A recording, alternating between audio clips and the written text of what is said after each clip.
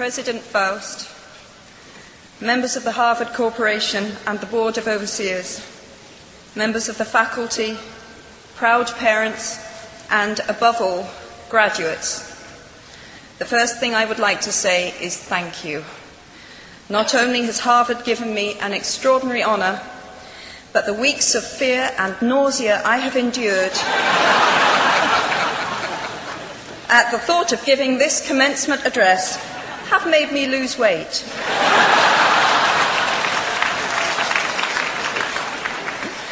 A win-win situation.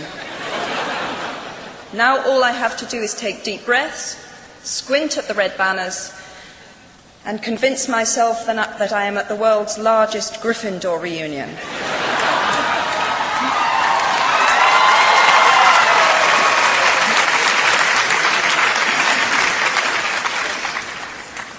Delivering a commencement address is a great responsibility, or so I thought, until I cast my mind back to my own graduation. The commencement speaker that day was the distinguished British philosopher Baroness Mary Warnock. Reflecting on her speech has helped me enormously in writing this one, because it turns out that I can't remember a single word she said.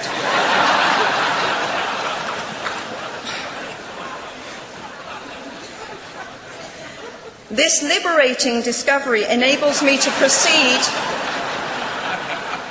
without any fear that I might inadvertently influence you to abandon promising careers in business, the law, or politics for the giddy delights of becoming a gay wizard.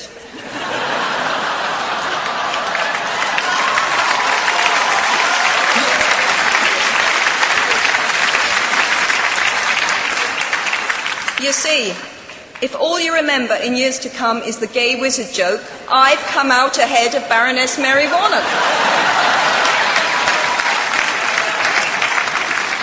Achievable goals, the first step to self-improvement. Actually, I have racked my mind and heart for what I ought to say to you today. I have asked myself what I wish I had known at my own graduation, and what important lessons I have learned in the 21 years that have expired between that day and this. I have come up with two answers. On this wonderful day when we are gathered together to celebrate your academic success, I have decided to talk to you about the benefits of failure. And as you stand on the threshold of what is sometimes called real life, I want to extol the crucial importance of imagination. These may seem quixotic or paradoxical choices, but bear with me.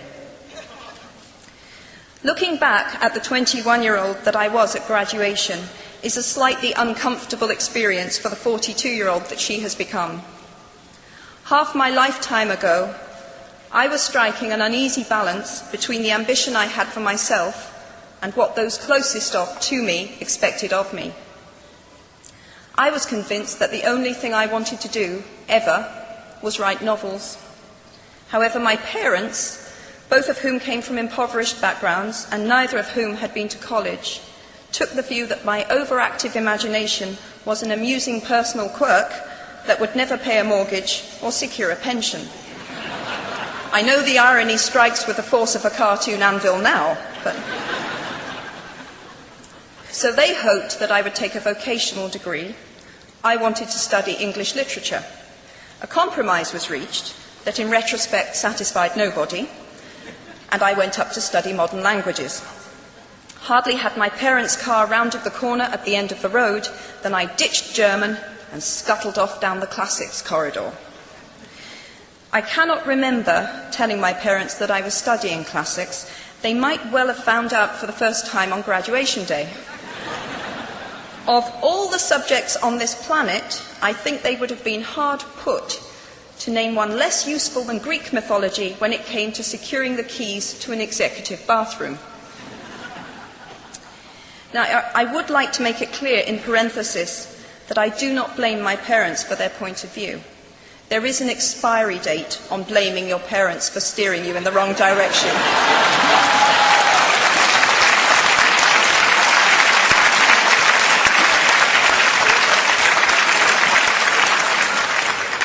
The moment you are old enough to take the wheel, responsibility lies with you.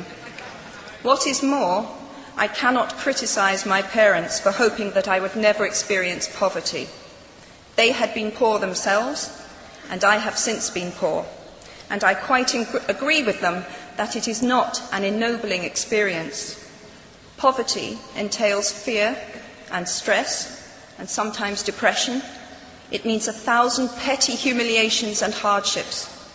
Climbing out of poverty by your own efforts, that is something on which to pride yourself, but poverty itself is romanticised only by fools. What I feared most for myself at your age was not poverty, but failure. At your age, in spite of a distinct lack of motivation at university, where I had spent far too long in the coffee bar writing stories and far too little time at lectures, I had a knack for passing examinations, and that, for years, had been the measure of success in my life and that of my peers. Now, I am not dull enough to suppose that because you are young, gifted and well educated, you have never known heartbreak, hardship or heartache. Talent and intelligence never yet inoculated anyone against the caprice of the fates, and I do not for a moment suppose that everyone here has enjoyed an existence of unruffled privilege and contentment. However, the fact that you are graduating from Harvard suggests that you are not very well acquainted with failure. You might be driven by a fear of failure quite as much as a desire for success. Indeed, your conception of failure might not be too far removed from the average person's idea of success. So high have you already flown. Ultimately, we all have to decide for ourselves what constitutes failure. But the world is quite eager to give you a set of criteria if you let it. So I think it fair to say that by any conventional measure, a mere 7 years after my graduation day, I had failed on an epic scale.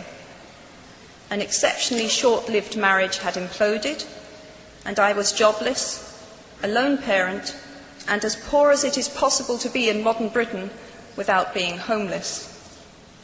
The fears that my parents had had for me and that I had had for myself had both come to pass, and by every usual standard, I was the biggest failure I knew. Now, I'm not going to stand here and tell you that failure is fun. That period of my life was a dark one, and I had no idea that there was going to be what the press has since represented as a kind of fairy tale resolution. I had no idea then how far the tunnel extended, and for a long time, any light at the end of it was a hope rather than a reality. So why do I talk about the benefits of failure? Simply because failure meant a stripping away of the inessential.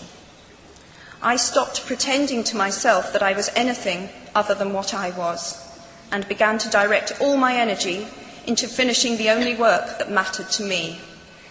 Had I really succeeded at anything else, I might never have found the determination to succeed in the one arena where I believed I truly belonged. I was set free because my greatest fear had been realised, and I was still alive, and I still had a daughter whom I adored, and I had an old typewriter and a big idea. And so rock bottom became the solid foundation on which I rebuilt my life. You might never fail on the scale I did, but some failure in life is inevitable. It is impossible to live without failing at something, unless you live so cautiously that you might as well not have lived at all, in which case you fail by default. Failure gave me an inner security that I had never attained by passing examinations. Failure taught me things about myself that I could have learned no other way. I discovered that I had a strong will, and more discipline than I had suspected. I also found out that I had friends whose value was truly above the price of rubies. The knowledge that you have emerged wiser and stronger from setbacks means that you are, ever after, secure in your ability to survive.